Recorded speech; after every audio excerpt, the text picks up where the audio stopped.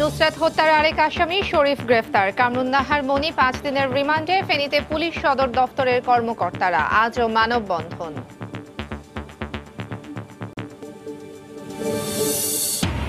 মুজিবনগর দিবসে বঙ্গবন্ধু প্রতিকৃতিতে প্রধানমন্ত্রীর শ্রদ্ধা। বিএনপি দেশের স্বাধীনতায় বিশ্বাস করে না বলেই দিবসটি পালন করে না, মন্তব্য আওয়ামী লীগ নেতাদের। গ্যাস সংযোগের 92 কোটি টাকা সরকারি তহবিলে জমা দেয়নি তিতাস। বিদ্যুৎ ও জ্বালানি মন্ত্রণালয়ে দুদকের রিপোর্ট। ছাড় না দেওয়ার হুঁশিয়ারি প্রতিমন্ত্রীর। স্বপ্নের পদ্মা সেতুর নির্মাণ কাজ হয়েছে 76 ভাগ। শেষ হলে বদলে যাবে দক্ষিণাঞ্চলের 21 জেলার আর্থ সামাজিক কাঠামো, প্রত্যাশা সাধারণ মানুষের। এবং বৈরী আবহাওয়ায় সুনামগঞ্জের হাওড় অঞ্চলে বোরো ধানের ব্যাপক ক্ষতি। দিশেহারা কৃষক, সরকারি সহায়তার আশ্বাস।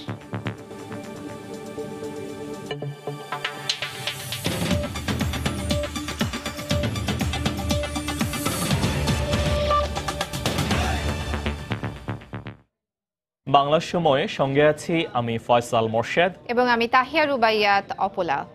দর্শক, বাংলার সময়ের প্রথমাংশ মুন্সিগঞ্জের মাওয়া থেকে সরাসরি সম্প্রচার করা হবে। চলে যাচ্ছি মাওয়া পদ্মা সেতু প্রকল্প এলাকায়। সময় সংবাদের প্রতিষ্ঠা বার্ষিকীতে সবাইকে শুভেচ্ছা। বর্ষপূর্তি উপলক্ষে বাংলা সময়ের এই আয়োজনে সঙ্গে আছি আমি ফারজানা মুমু এবং আমি মাকসুম আলম খান। শুরুতেই নুসরাত হত্যাকাণ্ড প্রসঙ্গ। নুসরাত হত্যা মামলার আসামি কামরুন্নাহার মনির 5 দিনের রিমান্ড মঞ্জুর করেছেন আদালত। এছাড়া এই মামলায় গ্রেফতার হয়েছে শরীফ নামে আরও একজন। নুসরাতকে পুড়িয়ে মারার পরিকল্পনার জন্য মাদ্রাসার ছাত্রাবাসে যে বৈঠক হয়েছে সেখানে উপস্থিত ছিল শরীফ। এদিকে হত্যাকাণ্ডের প্রতিবাদে আজও মানববন্ধন হয়েছে দেশের বিভিন্ন স্থানে। নুসরাত জাহান রাফি হত্যার পর কেটে গেছে 1 সপ্তাহেরও বেশি সময়। এই মামলায় এখন পর্যন্ত গ্রেফতার হয়েছেন 11 জন। এর মধ্যে গ্রেফতার কামরুন্নাহার মনিকে বুধবার 5 দিনের রিমান্ড দিয়েছেন আদালত। মাদ্রাসার ছাদে নুসরাতের শরীরে কেরোসিন ঢেলে আগুন দেওয়ার সময় উপস্থিত ছিল বোরকা পরা যে 5 জন, তাদের অন্যতম কামরুন্নাহার মনি। হামলাকারীদের জন্য বোরকা আনার দায়িত্ব ছিল তার। এদিকে এই ঘটনায় শরীফ নামে আরও এক পরিকল্পনাকারী গ্রেফতার হয়েছে। ঘটনার দিন নুরুদ্দিনের সঙ্গে মাদ্রাসার গেট পাহারায় ছিল শরীফ। এদিকে নুসরাত হত্যার ঘটনায় স্থানীয় পুলিশের গাফিলতির বিষয়ে তদন্ত শুরু করেছে পুলিশ সদর দপ্তর গঠিত 5 সদস্যের তদন্ত কমিটি। আমরা যেটা পাবো সম্পূর্ণ বস্তুনিষ্ঠভাবে, সম্পূর্ণ নিরপেক্ষভাবে দেশের বৃহত্তর স্বার্থে এই ধরনের ঘটনা কিভাবে প্রতিরোধ করা যায় সার্বিক বিষয়গুলো দেখেই আমরা প্রতিবেদন দেব। যে যতই রাজনীতি করুন, যে যতই ক্ষমতাবান হোক, যে পার্টি করুক কিনা, আমরা এই বিষয়টি কোনোভাবেই আমলে নেব না, এবং বিশেষ করে তো এই মামলায় নাই। নুসরাতের ঘটনায় দায়ী পুলিশ সদস্যদের বিরুদ্ধে ব্যবস্থা নেওয়া এবং বিচার বিভাগীয় তদন্ত চেয়ে রিট হয়েছে উচ্চ আদালতে। 2-1 দিনের মধ্যে রিটের শুনানি হবে বলে জানিয়েছেন রিটকারী। এই মামলাটি দ্রুত নিষ্পত্তির জন্য আমি বিশেষ ট্রাইব্যুনাল গঠন করে দ্রুত বিচারের জন্য আবেদন করেছি। এদিকে নুসরাত হত্যার প্রতিবাদে বুধবারও মানববন্ধন হয়েছে। সোনাগাজী বাজারের 0 পয়েন্টে উপজেলা প্রেস ক্লাবের আয়োজনে এই মানববন্ধনে নুসরাত হত্যার দৃষ্টান্তমূলক শাস্তির দাবি করা হয়। একটাই দাবি, আমাদের বোন নুসরাতের হত্যাকারীতে দৃষ্টান্তমূলক শাস্তি হোক। শিক্ষাঙ্গন যাতে যৌন নিপীড়ন বন্ধ হয় এবং শিক্ষাঙ্গন থেকে যাতে আমরা নিরাপদে নারী ও শিশুরা থাকতে পারে। জোর দাবি জানাচ্ছে মধ্যযুগীয় বর্বরতার জন্য দৃষ্টান্তমূলক শাস্তি হয়। এজ আর্লিয়েস এর শাস্তি দিতে হবে, এবং যাতে আমাদের দেশের মানুষ বুঝে যে পিশাচদের কোনো ক্ষমা নেই। সকল প্রভাবের ঊর্ধ্বে উঠে নিরপেক্ষ তদন্তের মাধ্যমে দ্রুত মামলার অভিযোগপত্র দেওয়ার দাবি জানানো হয় মানববন্ধন থেকে। আফজাল হোসেন, সময় সংবাদ, ঢাকা। নতুন প্রজন্মকে সুন্দর একটি বাংলাদেশ উপহার দিতে রাজনীতিবিদরা ব্যর্থ হয়েছেন, আর এজন্যই নুসরাত রাফিকে আগুনে পুড়ে প্রাণ দিতে হয়েছে বলে মন্তব্য করেছেন বিএনপি মহাসচিব মির্জা ফখরুল ইসলাম আলমগীর। সকালে জাতীয় প্রেস ক্লাবে এক আলোচনা সভায় এই বক্তব্য রাখেন তিনি। আমরা কেন এই হিংসা, এই প্রতিহিংসা, এই ক্ষোভ, বিদ্রোহ, এই হত্যা যজ্ঞের মধ্যে নেমে পড়েছি? কেন আমাদের রাফিকে এইভাবে নির্যাতিত হয়ে মরতে হয়? কেন? আমি জানি না। এর উত্তর আমাদের রাজনীতিবিদদেরই দেওয়ার কথা। আমরা ব্যর্থ হয়েছি সেই ধরনের একটা সুন্দর বাংলাদেশ দিতে। আমরা ব্যর্থ হয়েছি তোমাদেরকে নিরাপত্তা দিতে। ইলিয়াস আলী এমপি ছিলেন, তিনি আজকের এই দিনে 7 বছর আগে তিনি গুম হয়ে গেছেন, নিখোঁজ হয়ে গেছেন। তার ছোট্ট মেয়েটি দরজার দিকে তাকিয়ে আছে, তার বাবা হয়তো এখনই আসবে। ঐতিহাসিক মুজিবনগর দিবসে ধানমন্ডি 32 নম্বরে বঙ্গবন্ধুর প্রতিকৃতিতে শ্রদ্ধা জানিয়েছেন প্রধানমন্ত্রী শেখ হাসিনা। সকালে শ্রদ্ধা নিবেদনের পর দলের অঙ্গ ও সহযোগী সংগঠনের নেতারাও ফুল দিয়ে শ্রদ্ধা জানান বঙ্গবন্ধুর প্রতিকৃতিতে। পরে আওয়ামী লীগের প্রচার ও প্রকাশনা সম্পাদক ডক্টর হাসান মাহমুদ সাংবাদিকদের বলেন, বিএনপি মুজিবনগরের দিবস পালন না করে প্রমাণ করেছে তারা স্বাধীনতা সার্বভৌমত্বে বিশ্বাস করে না। মুজিবনগর দিবস বাংলাদেশের স্বাধীনতার ইতিহাসে অস্থায়ী সরকার গঠনের অনন্য একদিন। ঐতিহাসিক এই দিবসটি উপলক্ষে জাতির পিতার প্রতিকৃতিতে শ্রদ্ধা জানাতে বুধবার সকালে ধানমন্ডি 32 নম্বরের বঙ্গবন্ধু ভবনে আসেন প্রধানমন্ত্রী শেখ হাসিনা। ফুল দিয়ে তিনি শ্রদ্ধা জানান বঙ্গবন্ধু শেখ মুজিবুর রহমানের প্রতি। পরে দলের কেন্দ্রীয় নেতাদের পাশে নিয়ে আওয়ামী লীগ প্রধান হিসেবেও প্রতিকৃতিতে শ্রদ্ধা জানান বঙ্গবন্ধু কন্যা। শ্রদ্ধা নিবেদন শেষে আওয়ামী লীগের প্রচার ও প্রকাশনা সম্পাদক ও তথ্যমন্ত্রী সাংবাদিকদের বলেন, বিএনপি দিবসটি পালন না করে প্রমাণ করেছে তারা স্বাধীনতায় বিশ্বাসী নয়। যেই সরকারের নেতৃত্বে মুক্তিযুদ্ধ পরিচালিত হয়েছে, তাদের নেতা যেই সরকারের কর্মচারী হিসেবে সেক্টর কমান্ডার হিসেবে নিয়োগ পেয়েছিলেন, তারা এই দিনটি পালন করে না। যারা মুজিবনগর দিবস পালন করে না, তারা আসলে স্বাধীনতা সার্বভৌমত্বকে কতটুকু বিশ্বাস করে, সেটি হচ্ছে প্রশ্ন। এ সময় হাসান মাহমুদ সাংবাদিকদের সাফ জানিয়ে দেন, বিএনপি চেয়ারপারসনের মুক্তি কিংবা সংসদে বিএনপি প্রার্থীদের শপথ কোনোটি নিয়েই সমঝোতার পথে হাঁটছে না আওয়ামী লীগ। বিএনপি থেকে যারা নির্বাচন করেছিল, যারা নির্বাচিত হয়েছে, তাদেরকে জনগণ নির্বাচিত করেছে সংসদে গিয়ে তাদের পক্ষে কথা বলার জন্য। শপথ না নেওয়ার জন্য জনগণ নির্বাচিত করেনি। আমাদের সাথে কোনো সমঝোতার এখানে প্রসঙ্গ নেই। পরে আওয়ামী লীগের অঙ্গ ও সহযোগী সংগঠনের নেতাকর্মীরা বঙ্গবন্ধুর প্রতিকৃতিতে ফুল দিয়ে শ্রদ্ধা জানান। দেবাশিস রায়, সময় সংবাদ, ঢাকা। বাংলার সময়ে আরও থাকছে, বিনা অপরাধে জাহালমকে 3 বছর জেল খাটানোর সঙ্গে জড়িত কারা জানতে চান আদালত। 2রা মের মধ্যে যাবতীয় নথি দাখিলের নির্দেশ।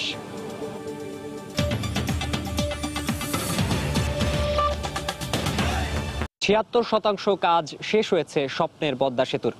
চলতি বছরের ডিসেম্বরের মধ্যে প্রকল্পের কাজ শেষ করার কথা থাকলেও এখন পর্যন্ত অগ্রগতি পর্যালোচনা করে তা সম্ভব হবে না বলে মনে করছেন প্রকল্প পরিচালক। সেতু নির্মাণের দায়িত্বে থাকা চায়না মেজর ব্রিজ কোম্পানি বাড়তি যে সময় চাইছে তার যৌক্তিকতা বিবেচনা করা হচ্ছে। সব দিক আলোচনা করেই ঠিক করা হবে নতুন করে কতদিন সময় বাড়ানো হবে। সাইফুল ইসলামের ছবিতে বিস্তারিত জানাচ্ছেন এহসান জুয়েল। সবকিছু ঠিক থাকলে কাজ শেষ করার কথা ছিল 2018 সালের ডিসেম্বর মাসের মধ্যে। তবে বেশ কয়েকবার নমুনা পরীক্ষার পর কাজ শুরু হলেও নদীর তলদেশে মাটির গঠনগত জটিলতায় বদলাতে হয় 13টি পিলারের নকশা। বিশ্বের আর কোথাও হয়নি 1.5 বছর সময় নিয়ে সমাধান করতে হয় এমন এক পদ্ধতিতে, ফলে মেয়াদ বেড়ে যায় আরও 1 বছর। নির্মাণ করতে গিয়ে প্রতিদিনই এসেছে নতুন নতুন চ্যালেঞ্জ। পাইলিংয়ে জার্মানি থেকে আনা হয় বিশ্বের সর্বোচ্চ ক্ষমতার হ্যামার। সার্বক্ষণিক তদারকির জন্য আছে বিদেশি টেকনিশিয়ান। তবু সম্প্রতি একসঙ্গে 3টি হ্যামার অচল হয়ে বেশ কিছুদিন বন্ধ ছিল পাইলিংয়ের কাজ। এই ধরনের ছোট ছোট অনাকাঙ্ক্ষিত জটিলতার কারণে আরেক দফা বাড়াতে হচ্ছে সেতুর মেয়াদ। ইমপ্লিমেন্টেশন স্টেজে যদি আবার রিডিজাইন করা লাগে তাহলে যে সমস্যাটা হয়, আসলে পদ্মা সেতু সেই সমস্যাটা হয়েছিল। এমনিতেও পদ্মা সেতুটা অত্যন্ত জটিল প্রজেক্ট। কিছু কিছু ক্ষেত্রে এরকম কোনো প্রজেক্ট দিতে হয় নাই। কাজটা তো আমি চাইলেই ওভারনাইট করতে পারি না। মোদ্দা কথা আমরা ডিসেম্বর 2019-এ শেষ করতে পারছি না। গভর্নমেন্ট রিভাইজ টাইম চাইবো, এখন আর পরে চাইবো। এর আগের বার ঠিকাদার প্রতিষ্ঠান চেয়েছিল বাড়তি 3 বছর সময়। সেতু কর্তৃপক্ষ 2 বছর সময় দিতে রাজি হলেও কাজে গতি আনার লক্ষ্যে ঠিকাদার প্রতিষ্ঠানকে চাপে রাখতে সরকার মেয়াদ বাড়িয়েছে 1 বছর। ঠিকাদার প্রতিষ্ঠান নতুন করে আবার সময় চেয়েছে। এই দফায় কতদিন সময় বাড়ানো হবে তা নির্ধারণে চলছে কাজ। এক কথাতে আমি তাকে ইয়েস বা নো বলতে পারছি না। সে 18 মাস বলতেছে আমার টাইমের দিবেন, তা আমি যদি বলি 15 মাস দেবো, সেটা আমাকে যুক্তি দেখায় বলতে হবে যে এই কারণে আপনি 15 মাসের বেশি পাবেন না। প্রকল্প সংশ্লিষ্টরা বলছেন এখন পর্যন্ত মূল সেতুর কাজ শেষ হয়েছে 75%। ঋতু পরিবর্তনের সাথে সাথে পদ্মার পানির রং আর স্রোতের যেমন পরিবর্তন হয়, তেমনি সেতুর কাজও আসে উত্থান পতন। কাজ যত এগুচ্ছে, সামনে নতুন নতুন চ্যালেঞ্জ। অবস্থার পরিপ্রেক্ষিতে সাজানো পরিকল্পনায় আনতে হচ্ছে পরিবর্তন। এর মধ্যে কয়েক দফা বেড়েছে মেয়াদ আর বাজেট। তবে পদ্মার দুই পারের মানুষ যারা অপেক্ষায় আছেন এই সেতু দিয়ে চলাচলের, তারা বলছেন একটু বিলম্ব হলেও সব অর্থেই ভালোভাবে শেষ হোক স্বপ্নের এই সেতু। ইহসান জুয়েল, সময় সংবাদ, মুন্সিগঞ্জ। পদ্মা সেতু নির্মাণ শেষ হলেই পরিবর্তন আসবে দক্ষিণাঞ্চলের 21 জেলার আর্থ-সামাজিক কাঠামোতে। সেতু ঘিরে শুরু হয়েছে বেশ কয়েকটি মেগা প্রকল্পের কাজ। এগুলো শেষ হলে বদলে যাবে এই অঞ্চলের মানুষের ভাগ্যের চাকা। নদীর দুই পারে কলকারখানা ও প্রতিষ্ঠান গড়ে উঠলে সৃষ্টি হবে হাজার হাজার মানুষের কর্মসংস্থান, এমনটাই প্রত্যাশা এ অঞ্চলের বাসিন্দাদের। মাদারীপুর থেকে সঞ্জয় কর্মকার, অভিজিতের তথ্য ও শাহাদাত আকনের তোলা ছবিতে রিপোর্ট। পদ্মা নদীর উভয় প্রান্তে একসময় বলতে গেলে জনশূন্য ছিল, কিন্তু পদ্মা সেতুকে ঘিরে দুপারের জীবনযাত্রার মান পাল্টে যাচ্ছে। সেতুটি চালুর অপেক্ষায় সবচেয়ে বেশি আশায় বুক বেঁধেছেন প্রান্তিক কৃষকরা। রাজধানীর ব্যবসায়ীরা সরাসরি কৃষকদের কাছ থেকে পণ্য ক্রয় করলে অর্থনৈতিকভাবে লাভবান হবেন তারা। ব্যবসায়ীরা যদি লোকালে আসে, মাদারপুরে আসে, তা আমাদের মাল বেচা কিনাও আমরা একটা সুযোগ সুবিধা পাইতে পারি। আমরা কাঁচামালের আলোডি করি, এগুলি ঢাকা নিতে পারবো। এদিকে মুন্সিগঞ্জ, শরীয়তপুর ও মাদারীপুরে গড়ে উঠছে বেশ কয়েকটি মেগা প্রকল্প। এর মধ্যে শেখ হাসিনা তাঁতপল্লী, আন্তর্জাতিক বিমানবন্দর, কারিগরি প্রশিক্ষণ কেন্দ্র, Sheikh Hasina health technology, Sheikh Russel IT সহ বিভিন্ন স্থাপনার কাজ শুরু হয়েছে। এ সকল কর্মযজ্ঞকে ঘিরে ইতোমধ্যে কর্মমুখী হয়েছেন এলাকার হাজার হাজার মানুষ। বেড়েছে জমির দামও। আমাদের জমির দামও এখন আগে ছিল 5 লাখ টাকা, 30 লক্ষ টাকা। এই আমাদের উপকার। ব্যাপক উন্নয়ন হইতেছে পদ্মা সেতুর আশেপাশ দিয়ে, আমরা খুবই গর্বিত।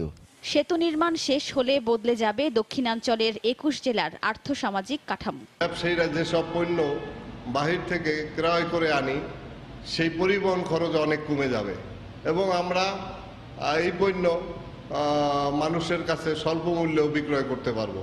প্রশাসন বলছে পদ্মা সেতুর দুই পারে বিভিন্ন কলকারখানা ও প্রতিষ্ঠান গড়ে উঠলে জীবনযাত্রার মানে বৈপ্লবিক পরিবর্তন আসবে। আমরা যদি কমিউনিকেশন ব্যবস্থাকে অনেক সহজতর করে ফেলতে পারি, তাহলে আমাদের যেমন একদিকে উন্নয়ন বাড়বে, অন্যদিকে জনগণ স্বাচ্ছন্দ্যে তাদের বাড়ি থেকে আসা যাওয়া করতে পারবে। সব মিলিয়ে স্বপ্নের এই সেতু শুধু দক্ষিণাঞ্চলের অর্থনৈতিক উন্নয়ন নয়, দেশের মানুষের সার্বিক কল্যাণও বয়ে আনবে বলে বিশ্বাস সংশ্লিষ্টদের। সময় সংবাদ, মাদারীপুর। পদ্মা সেতুর সুফল ও নদীপথের নানা দিক নিয়ে আলোচনার জন্য আমাদের সঙ্গে আছেন নৌপরিবহন প্রতিমন্ত্রী জনাব খালিদ মাহমুদ চৌধুরী। মাননীয় প্রতিমন্ত্রী, আপনাকে শুভেচ্ছা জানাচ্ছি, আমাদের অনুষ্ঠানে স্বাগত আপনাকে। আপনার কাছে জানতে চাই, রাজধানীর চারপাশে বা বাংলাদেশের বিভিন্ন জায়গায় অনেক নদী যেগুলো মৃতপ্রায় বা হারিয়ে গেছে, বর্তমান সরকারের আসলে নদী রক্ষার ক্ষেত্রে কি কি পদক্ষেপ নিচ্ছে বা পরিকল্পনাগুলো কি কি আছে? না, আপনি জানেন যে মাননীয় প্রধানমন্ত্রী ইতিমধ্যে ডেল্টা প্ল্যান কথা বলেছেন। যে এই ডেল্টা প্ল্যানটা হচ্ছে নদীমাতৃক বাংলাদেশকে রক্ষা করতে হলে আমাদের নদীগুলোকে আমাদের রক্ষা করতে হবে এবং সেইভাবে আমাদের কার্যক্রম চলছে। আমরা ফার্স্ট যে ঢাকা শহর বাংলাদেশের রাজধানী এবং সেকেন্ড ক্যাপিটাল যেটা বাণিজ্যিক রাজধানী চিটাগং বলা হচ্ছে, কর্ণফুলী এবং ঢাকার তুরাগ নদী, বালু, শীতলক্ষা, ধলেশ্বরী, এই নদীগুলো, বুড়িগঙ্গা, এই নদীগুলো আমরা দূষণ, নাব্যতা এবং হচ্ছে এই নদী মানে রক্ষা করার জন্য আমরা ইতিমধ্যে মাস্টার প্ল্যান গঠন করি। আজকে আমাদের মাস্টার প্ল্যানটা অনুমোদন হয়েছে, মাননীয় প্রধানমন্ত্রী এটা চূড়ান্ত অনুমোদন দিবেন। তো আমাদের এই কার্যক্রমটা চলছে। পাশাপাশি নৌপথ তৈরি করার জন্য আমরা ইতিমধ্যে 10,000 কিলোমিটার নৌপথ তৈরি করার পরিকল্পনা নিয়েছি। আপনি জানেন, আমি এর আগেও বলেছি যে আমাদের কোনো ড্রেজার ছিল না। বঙ্গবন্ধু যে 7টি ড্রেজার দিয়ে 72 সালে নৌ পরিবহন মন্ত্রণালয়ে যাত্রা শুরু করেছিল, সেখান থেকে আর যুক্ত হয়নি। 2008 সালে মাননীয় প্রধানমন্ত্রী দেশের দায়িত্ব নেওয়ার পরে দেশরত্ন শেখ হাসিনা, তিনি 10 বছরে সরকারি অর্থায়নে প্রায় 80টি ড্রেজার যুক্ত করেছেন এবং বেসরকারি পর্যায়ে আমাদের প্রায় 150 ড্রেজার আছে। BIWTA আমাদের এই কার্যক্রম পরিচালনা করছেন এবং আপনি জানেন যে BIWTC ইতিমধ্যেই আমাদের নৌপথে ক্রুজ সার্ভিস কলকাতার ভারতের সঙ্গে যুক্ত হয়েছে। আমরা আসামের সঙ্গে যুক্ত হচ্ছি। আমাদের আপনি জানেন ভুটানের প্রধানমন্ত্রী আসলো, তারা আমাদের নৌপথ ব্যবহার করতে চায়, মংলা ইয়ে করতে চায়। আজকে যে আমরা দাঁড়িয়ে আছি যেই জায়গায়, একটা ঐতিহাসিক একটা স্থাপনা তৈরি হতে যাচ্ছে পদ্মা সেতু। এই পদ্মা সেতু কিন্তু যুক্ত হচ্ছে আমাদের মংলা বন্দরের সঙ্গে এবং পায়রা বন্দরের সঙ্গে। শুধু সড়ক পথ নয়, রেলপথ যুক্ত হচ্ছে। এই যে আমাদের যে কার্যক্রমগুলো, এটা হচ্ছে বাংলাদেশের অর্থনীতি একটা বিরাট একটা পরিবর্তন নিয়ে আসবে এবং এই পরিবর্তনের সঙ্গে আমাদের নৌপথটা যুক্ত করতে চাই। আপনারা জানেন ইতিমধ্যে বাংলাদেশের যে বিএসসির মধ্যে আমরা ইতিমধ্যে নতুন 6টি জাহাজ যুক্ত করেছি। আরও অনেকগুলো জাহাজ আমরা নেওয়ার পরিকল্পনার প্রক্রিয়াধীন আছে। এবং শুধু তাই নয়, আমাদের যে সকল অন্যান্য যে নদীগুলোর কথা বললাম হারিয়ে গেছে। ঢাকা শহরে 35টি খাল ছিল, সেই খালগুলো এখন নাই। আমরা সিটি কর্পোরেশনের 2 মেয়রের সঙ্গে কথা বলেছি, আজকেও কথা হয়েছে, গাজীপুরের মেয়রের সঙ্গে কথা হয়েছে। আমরা এই খালগুলো পুনরুদ্ধার করতে চাই। আমরা যদি পুনরুদ্ধার করতে পারি তাহলে কিন্তু এই ঢাকা শহরটাকে আমাদের নেদারল্যান্ডের বা আমস্টারডাম যেমন ছিল, যে শহরের মধ্যে নদী ভিত্তিক, যেমন হাতির ঝিলে আপনি দেখেন যে আমরা সেই গুলশান থেকে আমাদের কিন্তু এই মগবাজার পর্যন্ত আমরা কিন্তু ওয়াটার বোর্ড চালু আছে। আমাদের সার্কেল যে রিভার ওয়েটা চালু করেছিলাম, কিন্তু দূষণের কারণে আমরা সেইভাবে সেটাকে ভায়াবল হয়নি। আমরা দূষণমুক্ত করে আমরা এই ঢাকা শহরের চারিদিকে যে নৌপথটা আছে, আমরা খুব সৌভাগ্যবান যে রাজধানী শহরের চারিদিকে আমাদের নদী আছে। নদীগুলোকে কাজে লাগাতে পারি, আমরা কাজে লাগাতে চাই। জি, আমরা যেমনটি জানি যে বিআইডব্লিউটিএ কিন্তু ইতিমধ্যেই বেশ উদ্যোগ নিয়েছে, নদীর দখলমুক্ত যে হয়েছে সেগুলো উচ্ছেদ অভিযান চালাচ্ছে। সেক্ষেত্রে বিআইডব্লিউটিএ যে উচ্ছেদ অভিযান, এটা কতটুকু সুফল বয়ে আনবে বলে মনে করছেন? না, অবশ্যই সেটা তো সুফল ইতিমধ্যে আমরা পাওয়া শুরু করেছি। আপনি জানেন যে এই নদীর তীরগুলোকে দখল করার জন্য আমাদের ধর্মকে ব্যবহার করা হয়েছে। আপনি জানেন যে প্রায় বুড়িগঙ্গা, তুরাগ, এই যে রক্ষা, এই নদীগুলো চারিদিক দিয়ে প্রায় 46টি মসজিদ নির্মাণ করা হয়েছে, যেগুলো আমরা মুফতি মৌলানাদের সঙ্গে কথা বলেছি। তারা বলছে যে না, এইভাবে করতে পারে না, এটা ইসলাম, এটাকে আমাদের ধর্ম সেটাকে গ্রহণ করে না এইভাবে করাটা। এবং সেই মসজিদগুলো করার পিছন দিকে দখল করা হয়েছে আর মসজিদগুলোকে ঢাল হিসাবে ব্যবহার করা হয়েছে। সেগুলো আমরা দেখছি এবং ইতিমধ্যেই ঢাকা শহর শুধু সমগ্র দেশবাসী আমাদের সাধুবাদ জানিয়েছে। আমরা মাস্টার প্ল্যান গঠন করেছি যে আমরা শ্মশানঘাট থেকে বাবুবাজার পর্যন্ত আমরা ফার্স্ট ফেজে আমরা একটা দৃশ্যমান একটা নদীর তীর তৈরি করতে যাই, যেখানে মানুষ উন্মুক্ত চলাফেরা করবে। আমাদের ওয়াকওয়ে তৈরি করব, আমরা ইকো পার্ক তৈরি করব, যেন মানুষ নদীর পাড়ে আসতে চায়। এখন তো বুড়িগঙ্গার পাড়ে বা বালুর পাড়ে মানুষ যেতে চায় না ভয়ে, কারণ এখানে গেলে অসুস্থ হয়ে যেতে পারে মানুষের এই দূষণের কারণে। আমরা সেখান থেকে ইতিমধ্যেই 2 বছর, 3 বছর, 5 বছর এবং 10 বছর মেয়াদি একটা প্ল্যান করেছি। 10 বছর পরে আমরা নিশ্চিতভাবে বলতে পারি যে বুড়িগঙ্গার যে আদি রূপ, পানির যেই অবস্থা, সেটা আমরা ফিরিয়ে আনতে পারবো। ধন্যবাদ আপনাকে, অসংখ্য ধন্যবাদ আমাদের সাথে যোগ দেওয়ার জন্য। ধন্যবাদ। আমরা এতক্ষণ মুন্সিগঞ্জের মাওয়া থেকে আপনাদের সাথে বাংলার সময় যোগ দিয়েছিলাম। দেখছেন বাংলার সময়। সংবাদের পরের অংশের জন্য চলে যাচ্ছে স্টুডিওতে। গ্যাস সংযোগের 92 কোটি টাকা সরকারি তহবিলে জমা দেয়নি তিতাস। এছাড়া সিস্টেম লসের নামে এ খাতে চলছে দুর্নীতি। দুপুরে সচিবালয়, বিদ্যুৎ ও জ্বালানি মন্ত্রণালয়ের এ ধরনের 22টি খাতে দুর্নীতির রিপোর্ট তুলে দেয় দুদক। এ সময় দুর্নীতি রোধে সরকারের জিরো টলারেন্সের কথা উল্লেখ করে ব্যবস্থা নেওয়ার আশ্বাস দেন প্রতিমন্ত্রী। দেশের বাসাবাড়ি, শিল্প কারখানা, অফিস আদালতে গ্যাস সংযোগ এবং এই সেবা খাতে দুর্ভোগ ও দুর্নীতির চিত্রটি পুরনো। দিনের পর দিন এই খাত নিয়ে রয়েছে সাধারণ মানুষের মধ্যে অসন্তোষ। 2017 সালে দেশের 25টি মন্ত্রণালয় ও বিভাগে দুর্নীতির অনুসন্ধানে নামে দুদক। এখন পর্যন্ত 10টি খাতে রিপোর্ট জমা দেয় তারা। এরই ধারাবাহিকতায় বুধবার বিদ্যুৎ ও জ্বালানি প্রতিমন্ত্রীর হাতে তুলে দেওয়া হয় তিতাস গ্যাসের দুর্নীতির খতিয়ান। দুদকের রিপোর্ট বলছে 22টি খাতের দুর্নীতিতে অভিযুক্ত তিতাসের কর্মকর্তা কর্মচারীরা। এর মধ্যে 6% সিস্টেম লসের পাশাপাশি রয়েছে অবৈধ গ্যাস সংযোগ, বকেয়া বিল আদায়ে কমিশন বাণিজ্যের মতো দুর্নীতি।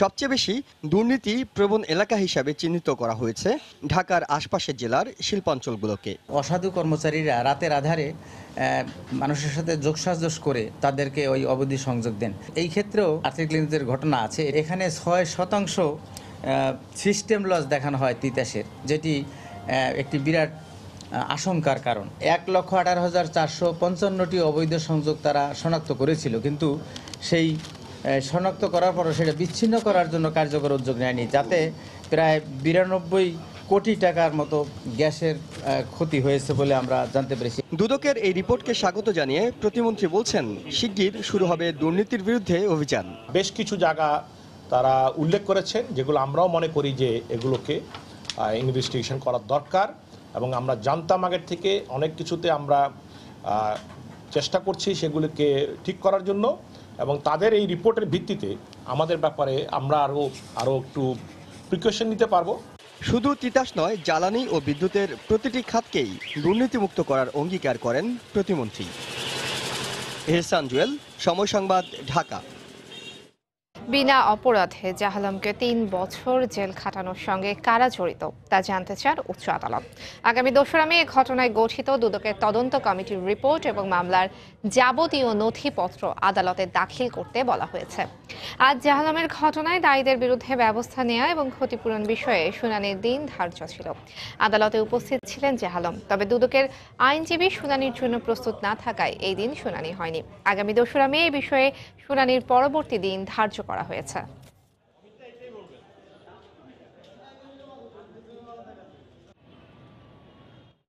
আবারও ঐতিহাসিক মুজিবনগর দিবসের খবর। ঐতিহাসিক মুজিবনগর দিবস উপলক্ষে মেহেরপুর সহ দেশের বিভিন্ন স্থানে নানা কর্মসূচির আয়োজন করা হয়েছে। এ উপলক্ষে আলোচনা সভায় অংশ নেন আওয়ামী লীগের কেন্দ্রীয় নেতারা। তারা বলেন, প্রয়াত রাষ্ট্রপতি জিয়াউর রহমান ভুয়া মুক্তিযোদ্ধাদের তালিকায় অন্তর্ভুক্ত করে মুক্তিযুদ্ধকে কলঙ্কিত করেছিলেন। বুধবার সকালে সূর্যোদয়ের পরপরই মেহেরপুরে মুজিবনগর স্মৃতিসৌধে জাতীয় পতাকা উত্তোলনের মধ্য দিয়ে শুরু হয় দিবসটির আনুষ্ঠানিকতা। পরে মুজিবনগর স্মৃতিসৌধে ফুল দিয়ে শ্রদ্ধা জানান আওয়ামী লীগের ভারপ্রাপ্ত সাধারণ সম্পাদক মাহবুবুল আলম হানিফ ও প্রেসিডিয়াম সদস্য আমির হোসেন আমু ও মুক্তিযুদ্ধ বিষয়ক মন্ত্রী আ.ক.ম মোজাম্মেল হক সহ কেন্দ্রীয় নেতারা। পরে অতিথিদের গার্ড অফ অনার দেওয়া হয়। এরপর আয়োজন করা হয় সাংস্কৃতিক অনুষ্ঠানের। এই জনগণ সে মুক্তিযুদ্ধের চেতনাকে ধ্বংস করার জন্যই আমাদের মুক্তিযুদ্ধের প্রকৃত ইতিহাসকে বিকৃত করে দিয়েছিলেন। ভুয়া মুক্তিযোদ্ধাদেরকে মুক্তিযুদ্ধে অন্তর্ভুক্ত করিয়ে মুক্তিযুদ্ধের সম্মানকে ধুলায় লুণ্ঠন করেছিলেন। মুক্তিযোদ্ধাদের চরিত্র হনন করা হয়েছিল এই জনগণের সময়। বঙ্গবন্ধুর স্বপ্ন আজকে বঙ্গবন্ধুর কন্যা শেখ হাসিনার নেতৃত্বে সেই স্বপ্ন আজকে বাস্তবায়িত হচ্ছে। শেখ হাসিনার এই সমস্ত কর্মদক্ষতার মধ্যে দিয়ে বাংলাদেশ যেমনি এগিয়ে যাচ্ছে, বাংলাদেশ তেমনি সম্মানিত হচ্ছে। যশোরে কালেক্টরেট চত্বরে বর্ণাঢ্য র্যালির উদ্বোধন করেন জেলা প্রশাসক আব্দুল আওয়াল। র্যালিতে অংশ নেন প্রশাসনের ঊর্ধ্বতন কর্মকর্তা, স্থানীয় মুক্তিযোদ্ধা ও বিভিন্ন রাজনৈতিক দলের নেতাকর্মীরা সহ বিভিন্ন প্রতিষ্ঠানের শিক্ষক শিক্ষার্থীরা। পঞ্চগড় সার্কিট হাউস প্রাঙ্গণে জাতির পিতা বঙ্গবন্ধু শেখ মুজিবুর রহমানের প্রতিকৃতিতে ফুল দিয়ে শ্রদ্ধা জানানো হয়। এ সময় উপস্থিত ছিলেন স্থানীয় সংসদ সদস্য মোহাম্মদ মজারুল হক প্রধান সহ প্রশাসনের ঊর্ধ্বতন কর্মকর্তারা। পরে সার্কিট হাউস চত্বর থেকে একটি র্যালি বের করে বিভিন্ন সড়ক প্রদক্ষিণ করে। এছাড়া বাগেরহাট, নাটোর ও মানিকগঞ্জ সহ দেশের বিভিন্ন স্থানে মুজিবনগর দিবস উপলক্ষে আলোচনা সভা ও র্যালির আয়োজন করা হয়।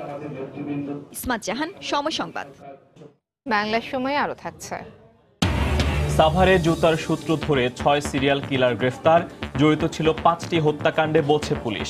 চালককে হত্যার পর অটোরিকশা ছিনতাই করত চক্রটি।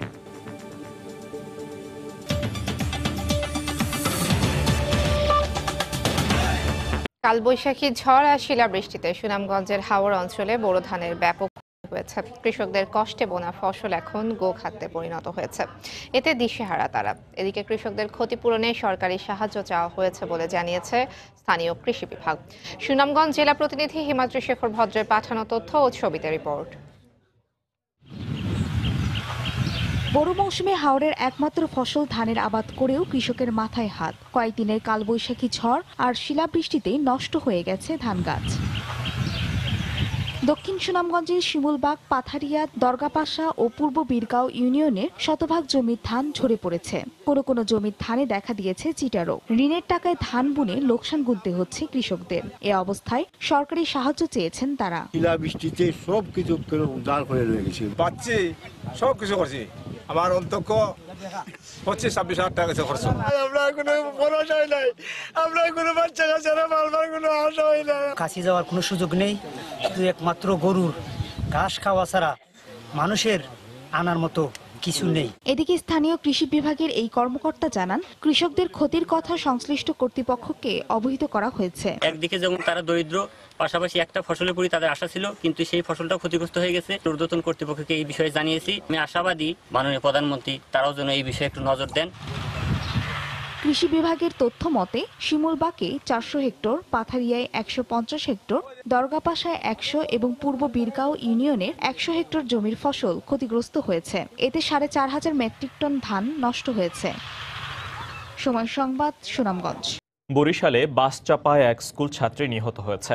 এই ঘটনার প্রতিবাদে সড়ক অবরোধ করে বিক্ষোভ করেছেন এলাকাবাসী। পুলিশ জানিয়েছে, সকালে বরিশাল থেকে ছেড়ে আসা সেবা পরিবহনের একটি যাত্রীবাহী বাস বানারীপাড়া যাচ্ছিল। পথে উজিরপুর উপজেলার নারায়ণপুর এলাকায় পৌঁছালে স্কুলগামী 3য় শ্রেণীর ছাত্রী লামিয়া আক্তারকে চাপা দেয়। এতে ঘটনাস্থলে মারা যায় সে।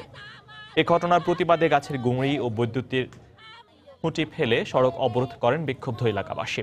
প্রায় 1 ঘন্টা যান চলাচল বন্ধ থাকার পর পুলিশের হস্তক্ষেপে সড়ক অবরোধ তুলে নেওয়া হয়। ঘাতক বাসটিকে জব্দ করা হলেও পালিয়ে গেছে চালক ও হেলপার।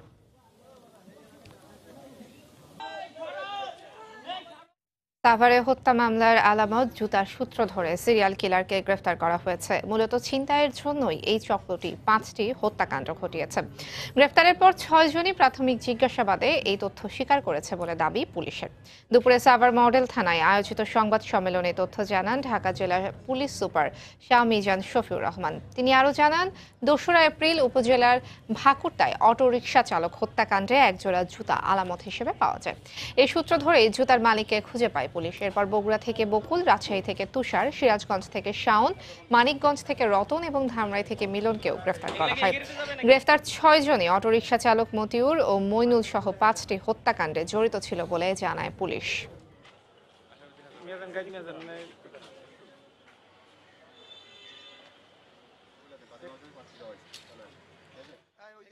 যাদের কাজ হলো বাংলাদেশের বিভিন্ন জায়গাতে তারা অটো রিক্সা, অটো টেম্পো ড্রাইভারদেরকে হয় কখনো যাত্রী সেজে অথবা নিরিবিলি জায়গায় একাকী পেলে তাদেরকে তারা আহত বা খুন করে তাদেরকে রাস্তার পাশে ফেলে এসে তারা সেই অটো টেম্পোটি ছিনতাই করে এটি বিক্রি করে। এটি তাদের পেশা। চট্টগ্রামে 1,35,000 টাকা মূল্যমানের জাল নোট সহ 3 জনকে আটক করেছে পুলিশ। এদের মধ্যে 2 জন নারী রয়েছেন। পুলিশ জানিয়েছে, সোমবার রাতে নগরের নিউ মার্কেট এলাকায় জাল নোট বিক্রির খবরে অভিযান চালায় তারা। এ সময় স্বপ্না ও শামীম নামে 2 জনের কাছ থেকে 135টি 1000 টাকার জাল নোট জব্দ করা হয়। পরে তাদের দেওয়া তথ্য মতে কুমিল্লায় অভিযান চালিয়ে চক্রের আরেক সদস্য ফেরদৌসকে আটক করা হয়। আটককৃতদের বিরুদ্ধে কুমিল্লা, ব্রাহ্মণবাড়িয়া ও কক্সবাজারের বিভিন্ন থানায় একাধিক মামলা রয়েছে বলে জানিয়েছে পুলিশ।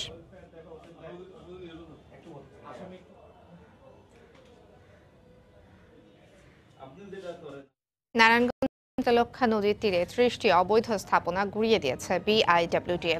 সকালে রূপগঞ্জ উপজেলার চনপাড়া এলাকায় নির্বাহী ম্যাজিস্ট্রেট দীপ্তিময়ী জামানের নেতৃত্বে এই অভিযানে এ সময় পাকা, আধা পাকা ও টিনের বসতঘর সহ 30টি অবৈধ স্থাপনা উচ্ছেদ করা হয়।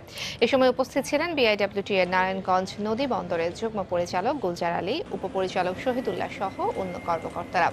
গত 2 দিনের অভিযানে শতাধিক অবৈধ স্থাপনা উচ্ছেদ করেছে বিআইডব্লিউটিএ।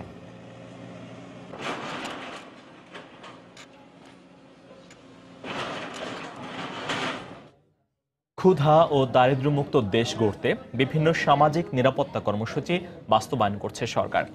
এজন্য হতদরিদ্রদের ভিজিটি, ভিজিএফ, বয়স্ক ভাতার কার্ড দিয়ে থাকে। তবে এসব কার্ড পেতে রাজশাহীর বাঘার পাকুড়িয়া ইউনিয়নে জনপ্রতিনিধিদের দিতে হয় মোটা অঙ্কের ঘুষ। এদিকে অভিযোগ রয়েছে, সেই ঘুষ দিতে গিয়ে ঋণের ফাঁদে পড়েছেন দরিদ্র মানুষ। বিষয়টি অস্বীকার করলেও অভিযোগ পেলে দায়ীদের বিরুদ্ধে ব্যবস্থা নেওয়ার আশ্বাস দিয়েছে স্থানীয় প্রশাসন। হাবিবুর রহমান পাপ্পুর তোলা ছবিতে রাকিবুল হাসানের রিপোর্ট। বয়সের ভারে ক্লান্ত শরীরে নুয়ে পড়েছেন বাঘা উপজেলার কিশোরপুর গ্রামের রকেনা বেগম। কোনো আপন আত্মীয় ছাড়া বেঁচে থাকা এই প্রবীণ হতাশ বয়স্ক ভাতায়। বয়স্ক ভাতা করার লাগে আমি ঘুরেছি, খুব হয়নি, দেয়নি। চেয়ারম্যান বলেছে যে চৌকিদারে বলবো, চৌকিদারে বলেনি, চৌকিদারে শুধাইতে চৌকিদার বলে আমার কিছু বলেনি। শুধু রকেনা বেগম নন, এখানকার প্রতিবন্ধী, গর্ভবতী নারী বা যে কোনো প্রান্তিক মানুষ সবাইকে গুনতে হয়েছে টাকা, তবেই মিলেছে সামাজিক নিরাপত্তা কর্মসূচির সুবিধা। আবার টাকা দিয়ে পাননি এমন অভিযোগও অনেক। সম্প্রতি এ নিয়ে বিক্ষোভ সমাবেশ করেছে ক্ষুব্ধ গ্রামবাসী। টাকা আমার দিতে পারেনি, টাকা তো লিখছে, তো টাকা দিতে পারেন, তাহলে তো আমার কার্ড নাই। মেম্বার চেয়ারম্যান লিখে চৌকিদারের হাত দিই, চৌকিদার হাতে আমার টাকা গেছে। আমার ছেলেও প্রতিবন্ধী, ধরেন আমার স্বামীও প্রতিবন্ধী। ৬,০০০ টাকা চাইছে দুই বাপুতের থেকে, টাকা দিতে পারিনি দেখে, তারপরে হলো অন্য মানুষকে দিয়ে তারপরে এই কার্ড করাইছি। ভাদ মেম্বারের কাছে দিছে ৩৭০০ টাকা, ৩৭০০ টাকা দিছে, তারপরে আমার টিউবওয়েল বসা দিয়ে গেছে। তবে টাকা নেয়ার বিষয়টি অস্বীকার করেছেন স্থানীয় জনপ্রতিনিধিরা। আমার জানা নাই, আমি আর ধরন নাই, এরকম যদি কেউ বলে যে আমাকে যে টাকা দিয়েছে সরাসরি কার্ড করেছে দিই, তাহলে আমার চেয়ারম্যানই ছাড়ি দেবো। অনেক লোক আছে ডাইকে না বললেন যে আমি মেম্বারশিপে আপনার টাকা দিয়েছি, এগুলো আছে বলুন, আমি আমাকে কেউ টাকা দেয়নি। তবে ভুক্তভোগীদের অভিযোগ পেলে ব্যবস্থা নেওয়ার কথা জানালেন উপজেলা প্রশাসনের শীর্ষ এই কর্মকর্তা। যদি এ ধরনের কোনো অভিযোগ সুনির্দিষ্ট আকারে আমাদের কাছে এসে পৌঁছায়, তাহলে তাদের বিরুদ্ধে ওই তদন্ত সাপেক্ষে আমাদের জেলা প্রশাসক রাজশাহী মহোদয় উনি এটির বিরুদ্ধে প্রয়োজনীয় ব্যবস্থা গ্রহণ করতে পারবেন। বাঘার পাকুড়িয়া ইউনিয়নে ২৮,০০০ গ্রামবাসীর মধ্যে ভিজিডি, ভিজিএফ, বয়স্ক ভাতা সহ সরকারের সামাজিক নিরাপত্তার বিভিন্ন কর্মসূচি সুবিধা ভোগ করছেন ১,৬২৫ জন। রাকিবুল হাসান, সময় সংবাদ, রাজশাহী। তুচ্ছ ঘটনাকে কেন্দ্র করে ঝিনাইদহে দুই দলের সংঘর্ষে একজন নিহত হয়েছেন। এ সময় আহত হয়েছেন অন্তত ৬ জন। সকালে শৈলকুপায় এই ঘটনা ঘটে। পুলিশ ও স্থানীয়রা জানান, গতকাল সন্ধ্যায় বসন্তপুর গ্রামে কালবৈশাখীর ঝড়ে সেকেন্দার আলীর গাছ ভেঙে প্রতিবেশী অলিয়ার রহমানের ঘরের উপর পড়ে। পরদিন ভোরে ডাল কাটতে অলিয়ারের বাড়িতে গেলে সেকেন্দারের সাথে বাকবিতণ্ডা হয়। এক পর্যায়ে সংঘর্ষে জড়িয়ে পড়েন তারা। এ সময় আহত ৭ জনকে উদ্ধার করে উপজেলা স্বাস্থ্য কমপ্লেক্সে নেওয়ার পর রোকন মণ্ডল নামে একজনকে মৃত ঘোষণা করেন চিকিৎসক। পরিস্থিতি নিয়ন্ত্রণে এলাকায় অতিরিক্ত পুলিশ মোতায়েন রয়েছে।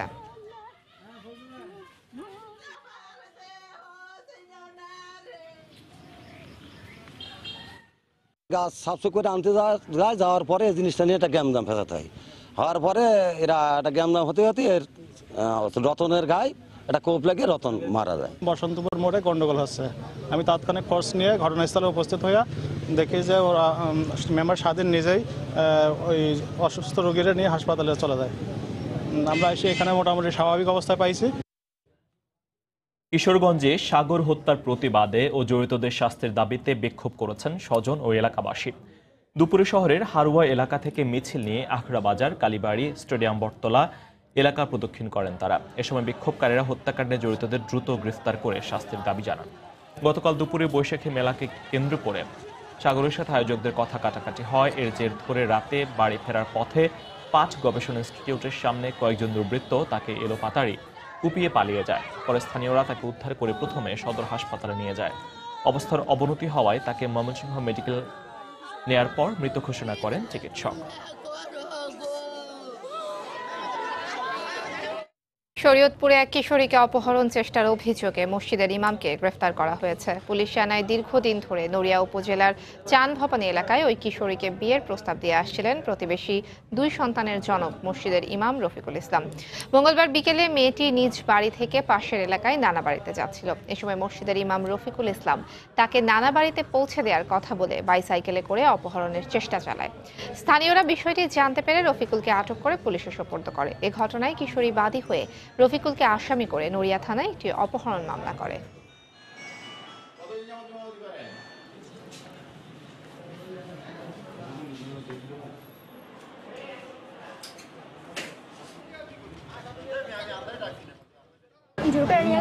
তারপর গোলার বাজার আছে, গোলার বাজার ওই ব্রিজ আছে, ব্রিজের দিকে তারপর মাসে ধরছে। আমার বাসুর পুতে দেখছে গোলার বাজার, দেখে দেখছে আর বই হ্যাঁ সে বাসুর পুতে আটকে এই জনগণ ব্যাগ ডাক দে গোলার বাজার।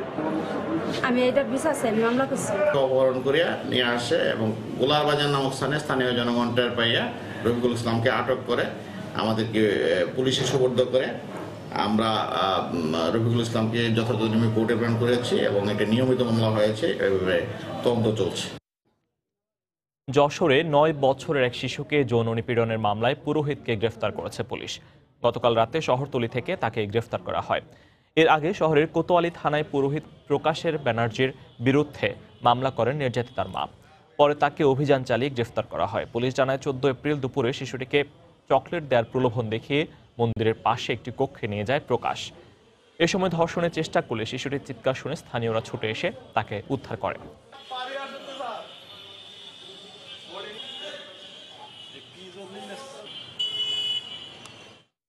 উদ্যোক্তা ও উদ্ভাবনী ভাবনার খোঁজে রাজশাহী প্রকৌশল ও প্রযুক্তি বিশ্ববিদ্যালয়ে চলছে স্টুডেন্ট টু স্টার্টআপ। সকালে বিশেষ কর্মশালার মধ্য দিয়ে শুরু হয় 2 দিনের এই কর্মসূচি।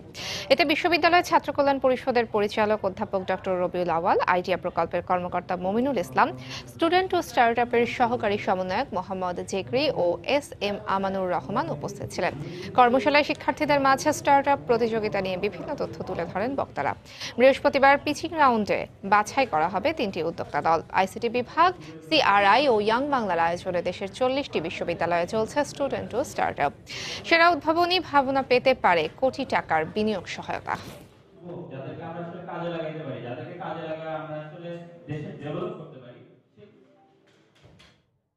বাংলা সময়ের পর্যায়ে শীর্ষ সংবাদ জানিয়ে দিচ্ছি আরেকবার।